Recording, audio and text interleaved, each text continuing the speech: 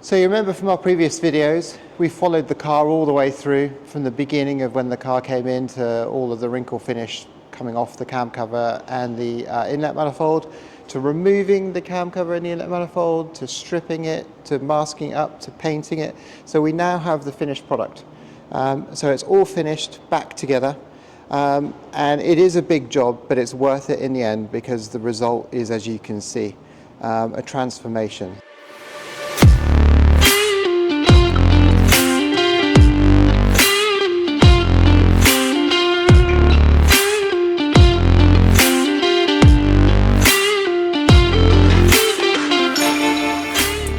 So if you have any questions about wrinkle finish or your cam covers or inlet manifolds, then please give us a ring.